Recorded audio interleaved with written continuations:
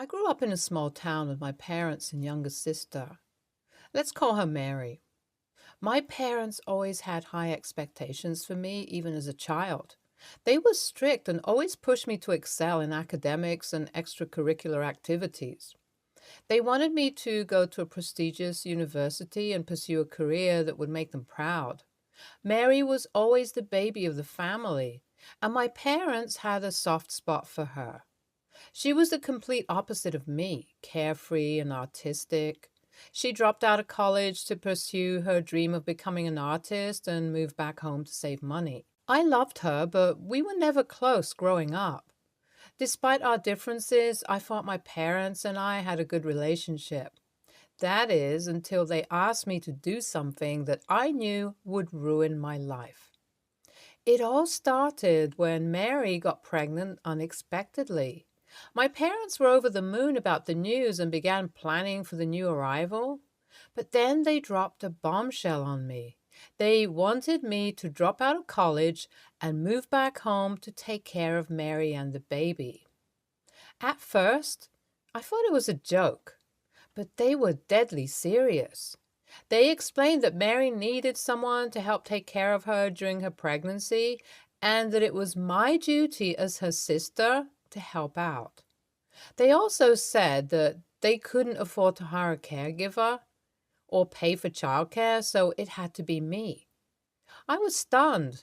I couldn't believe they would ask me to throw away my future for Mary's mistake. I had worked so hard to get into college and was on track to graduate with honors.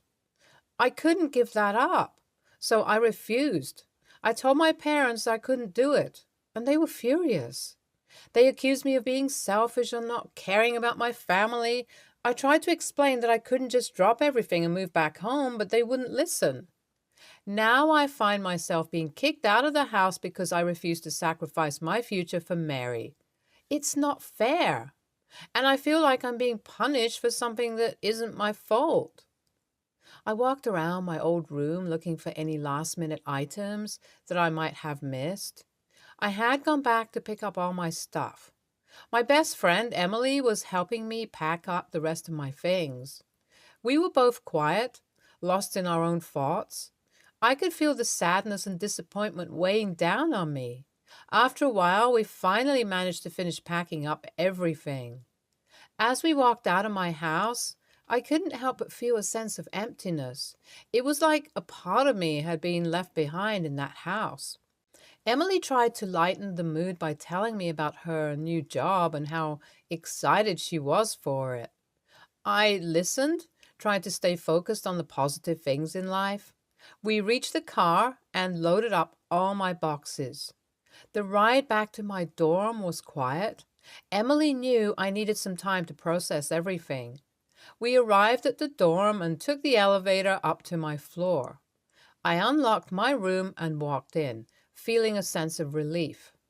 This room might have been small, but it was mine. Emily helped me set up and organize all the stuff I had brought from home. She knew how much I loved to decorate, so she let me take my time and make everything look perfect. We sat down on my bed, looking around the room. "I can't believe they did this to you," Emily said, breaking the silence. I nodded, feeling the tears starting to well up in my eyes. "I can't either. It's like they don't even care about me anymore." "They'll come around eventually," Emily said, trying to comfort me. "I hope so," I said, feeling the weight of the situation sinking in. "I just can't believe they would choose my sister over me." Emily hugged me tightly, and I felt the warmth of her embrace envelop me. "You don't have to do anything you don't want to do. Your life is yours to live, not theirs." I knew she was right. It was my life, and I had to make my own choices. It was time to start over and build a life for myself that I could be proud of. Update 1. A month passed by, and I was slowly starting to get used to my new life without my parents. However, their constant phone calls and messages were starting to take a toll on me. They kept trying to guilt trip me into coming back home and taking care of my pregnant sister. They would say things like, "She's your sister. How can you abandon her like this?" Or, "You're being selfish. She needs you right now." It was difficult to ignore them, but I knew deep down that I had made the right decision. I couldn't sacrifice my future and career for someone else's mistake. It wasn't fair to me, and it wasn't fair to my sister either. I tried to explain this to my parents, but they just didn't seem to understand. One day, they even showed up at my dorm unannounced, begging me to come back home. But I stood my ground and didn't let them manipulate me into doing something I didn't want to do. It was tough, but I knew I had to stick to my decision. As time passed, I started to feel more confident in my choice. I focused on my studies and made new friends on campus. I even found another part-time job that helped me pay for my expenses. It was liberating to be able to take care of myself and not have to rely on my parents for everything. However, I still miss my family and wish things could be different. It was hard to accept that they were willing to kick me out and cut me off just because I refused to do something that went against my values and beliefs.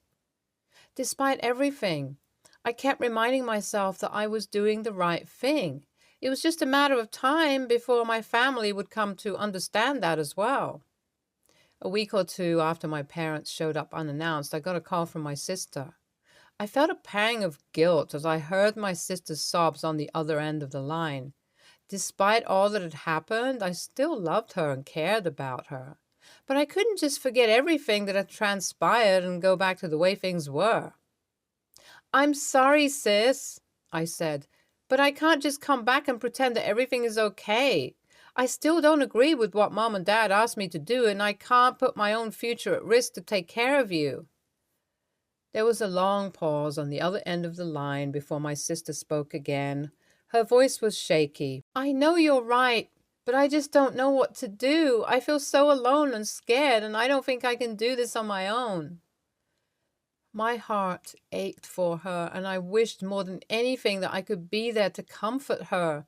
But I knew that I couldn't give in to the guilt and pressure from my parents. I needed to stand my ground and focus on my own future. "Sis, I know this is hard, but you're not alone," I said, trying to offer her some words of comfort. "You have Mom and Dad, and they love you more than anything. They'll be there for you no matter what. And if you need someone to talk to, I'm here for you too. I'll always be your big sister, and I'll always love you." There was a moment of silence on the other end of the line before my sister sniffled and spoke again. "Thank you. I love you too, and I'm sorry for everything that's happened between us." "I'm sorry too, sis. I just hope someday you'll understand why I had to do what I did." After we said our goodbyes, I sat alone in my dorm room, feeling a mixture of sadness, guilt, and uncertainty. I didn't know what the future held, but I knew that I had to keep moving forward no matter how hard it might be. Update 2. 9 months had passed since I last spoke to my parents or my sister. I had been focusing on my studies and trying to build a new life for myself. But then, one day, I received a call from my parents. They told me that my sister had given birth and that they needed my help. They tried to guilt trip me again, saying that I was the only one who could take care of the baby and that they couldn't do it alone. My blood boiled. I didn't realize how angry I really was until after the call. "You have some nerve calling me after what you did," I yelled into the phone. "You kicked me out of the house because I refused to ruin my life for her, and now you expect me to care about her baby?" My parents tried to defend themselves, but I didn't let them get a word in. I was beyond furious. I screamed at them, telling them that they were selfish and that they had always favored my sister over me. I reminded them that they had no right to demand anything from me after the way they had treated me. "I hope you enjoy being grandparents because you won't be hearing from me again," I said before hanging up the phone. My hands were shaking and tears streamed down my face as I threw the phone on my bed. I couldn't believe that my parents still thought they had a say in my life after what they had done. Update 3.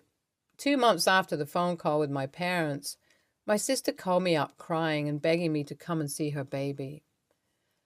I was hesitant at first, but she persisted and eventually wore me down. She said that she needed me, that she couldn't do this without me, and that she missed me terribly. So I agreed to come and see the baby, but I made it clear that I was only doing it for her, not for our parents. When I arrived at my parents' house, my sister was waiting for me at the door. She looked exhausted, but also happier than I had seen her in a long time. She took me to the nursery where the baby was sleeping peacefully in his crib. I looked down at him and felt a surge of emotion that I wasn't prepared for. He was so tiny, so fragile, and yet he held so much promise for the future. It was overwhelming. My sister and I talked for a while, catching up on everything that had happened since I had last seen her. She told me about the baby's birth, about how difficult it had been, and about how much she had struggled in the weeks since. She was still recovering physically and emotionally, and she needed my help. I could see it in her eyes. It was a bittersweet experience seeing how much my sister had changed since the last time I saw her. She was exhausted and stressed, but she seemed happy to have me there. As the day went on, I realized that I missed my family. Despite everything that had happened, I still loved them and wanted to be a part of their lives, but I also knew that I couldn't sacrifice my own life for theirs. When it was time to leave, my sister hugged me tightly and thanked me for coming. I promised her that I would visit again soon, but also made it clear that I couldn't stay over. My life was my own, and I couldn't let my family dictate it for me. Driving back to my dorm, I felt a mix of emotions. I was happy to have seen my sister and niece, but I was also sad that things had come to this. I wondered if things would ever go back to how they were before, if I would ever be able to forgive my parents for what they had done. Only time would tell. NTA, I cannot believe how selfish and entitled the parents were being. To kick their own daughter out of the house just because she refused to sacrifice her future for her sister's child is beyond disgusting. OP made the right decision by standing up for herself and her own future. It is not her responsibility to take care of her sister's child. And it is unfair for the parents to put that burden on her. I hope they come to their senses and realize how wrong they were. NTA, if I were in OP's position, I would have done the same thing. It is not fair for the parents to expect her to put her own life on hold to take care of her sister's child. She has her own dreams and aspirations, and she shouldn't have to give those up for someone else's child. It's not like she was refusing to help at all. She just didn't want to put her own life on hold completely. The parents were completely out of line for kicking her out, and they need to take responsibility for their own child instead of expecting OP to do it for them. I am so proud of OP for standing up for herself and not letting her parents guilt her into doing something she didn't want to do. It takes a lot of courage to go against your own family, but sometimes it's necessary for your own well-being. I hope she continues to stand up for herself and doesn't let anyone else take advantage of her. She deserves to live her own life on her own terms. NTA, I truly appreciate the sister's common sense in this situation.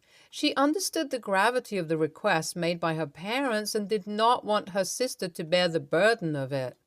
Her maturity and understanding of the situation was better than her parents, and it is heartwarming to see that she did not let her unreasonable demands come between her and her sister's relationship. Next story. My wife and I kind of had somewhat unusual lives.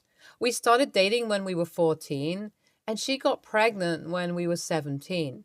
She didn't want to go through with it at first, but after discussing it with both our parents, we decided to go through and raise the baby. The truth is, my parents are pretty well off, and I had a career set up from them the day I graduated, which I'm still at today. We're 33 now and have been married for 11 years. We aren't nearly as wealthy as my parents. We're very middle class, but our children know the extent of how our oldest, who's 16, came about. So today we were playing My League together in 2K. We were playing in the 2000s and he outsmarted me, I'll explain. I had a horrible season in 2002, and he traded me Michael Jordan and Rip Hamilton for my 2003 pick. I thought, haha, joke's on him. Now my team will be good and my draft stock will rise.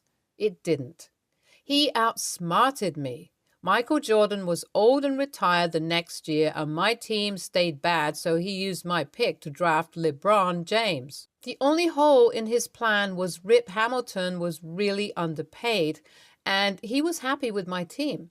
So I extended his contract, and I told my son about how I'm a master of finances. He jokingly said, "I don't know if you're a master of finances. I think Grandma and Papa are." I said, "Yeah, having rich parents is hella cool." He said, "What do you mean? You had rich parents and got whatever you wanted. That's not cool." I said, "Well, if they didn't have what they have, I wouldn't have the job I had when you were born. And if I didn't have that, your mother and I wouldn't be able to bring a baby into the world. So yes, they're the reason you exist when you really think about it. So you better believe I thank God every day I had rich parents, because that gave me you." My son is really mad at me now, and the wife is pretty upset too. I don't know if what I said was that bad. I was trying to give him some perspective. AITA? That's how I read it too. Who said anything about abortion? I had a teen mom and was in an era of forced adoption. When I last spoke to my maternal grandmother before she died, I thanked her for supporting my mom so she could keep me. My mom loved all her kids, but if my grandparents hadn't been willing to support her, I wouldn't have been part of my family. I would have been a totally different person. My maternal grandmother was adopted herself, and that echoed through her life in a not great way. I think Dad was clumsy, but not an AH. NTA. Telling your kid the only reason you kept them is because of money is absolute shit. Of course abortion is okay, and keeping kids, but the decision was about the approach, which was a total AH approach. Especially given Dad was just butthurt he was losing at a game. Just because you can isn't a reason to do so. Next story. I, 28 female, and my fiance, 31 male, have been preparing for our wedding for about 2-ish years now, since the start of COVID due to money issues that came with the pandemic. We decided it wasn't worth the expense to hire a professional wedding planner, so I've been the one taking care of things. The wedding is in February, if this information is useful. Last week, my sister, 30, and my niece, 4, were over at our house like usual. My sister and I aren't particularly close in the way I think most sisters are, though I obviously love my sister very much. Sometimes our personalities clash and we rub each other the wrong way at times, causing petty arguments like this one. My sister had told me that she was pregnant around 7 weeks, and I was very excited for her, beginning to ask questions. It was a nice moment until I asked who she'd told. My sister answered her husband, and now me, but that she wanted to reveal her pregnancy to our entire family at my wedding since everyone would be there. My heart sank. I could understand why, since, as she said, everyone would be there, but couldn't she have called over a call like she did last time? I didn't, and still don't understand why she feels she needs to do it at my wedding. What really annoyed me, though, was that her tone was more of a, "I'm planning to announce it then," rather than a, "Can I announce it then?" which I would have said no to anyway. I just don't think it's fair when I've spent so much time and energy into this wedding for her to say something that would most definitely switch the attention onto her. She continued to ramble on about her pregnancy whilst I just stood there until her voice got aggravating enough to the point I asked her to leave my house. She was very confused, and I told her I didn't want her to announce her pregnancy at my wedding. That seemed to piss her off because she started going at me saying that as a sister, I should be supportive of her, which I am, just not at the expense of my wedding. After about 10 minutes of back and forth, I eventually told her That if she couldn't handle what I wanted at my wedding, then she wouldn't be invited anymore. The day after, my mom called me, yelling at me for my sister being upset and how I was heartless for uninviting her to the wedding when I went to hers. It was really early in the morning and I wasn't up for yelling, so I simply told my mom exactly how it was and why she got kicked out. To which she was stunned and hung up. A few hours after, I received a very long and angry text from my sister about how I told everyone about her pregnancy, calling me an ass for ruining the surprise and how she didn't want anyone except a select few to know this early in case of miscarriage. I haven't responded since I'm still kind of angry at her, but at the same time, I feel bad knowing that my mom was probably the one to tell after I told her, and that I was one of the few that my sister told, thinking it would be kept secret. AITA? NTA, you were clear you didn't want her to announce at your wedding. She was determined to announce at your wedding. You uninvited her. She went running to mommy with half a story. You just finished the story. She shouldn't have run to mommy if she didn't want you to tell her. What did she think you would do? Say, yeah, sorry, Mom. I'm uninvited because, I don't know, my mood ring went back, so I had to. All on her. NTA, while I think the obsession with not upstaging events with more fun news is sad, happiness isn't a pie, you can always have more. Your sister did this to herself by not respecting what is a really common feeling. Don't announce shit at other people's weddings, baby showers, birthdays, etc., and sent your mom after you with incomplete information. It was her own damn fault. My parents announced their engagement at my uncle's wedding, but they talked to the bride and groom in advance, and there was this whole thing where they arranged for my parents to catch the bouquet and garter belt. It's cute. NTA, making public announcements, pregnancy, engagement, etc. at weddings is a dick move, and she knows it.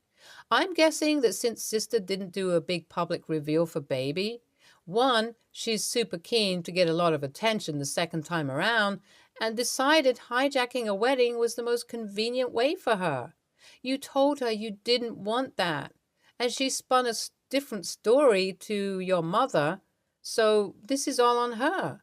Congrats and good luck with the wedding. Stay tuned for more stories from our girl relationships.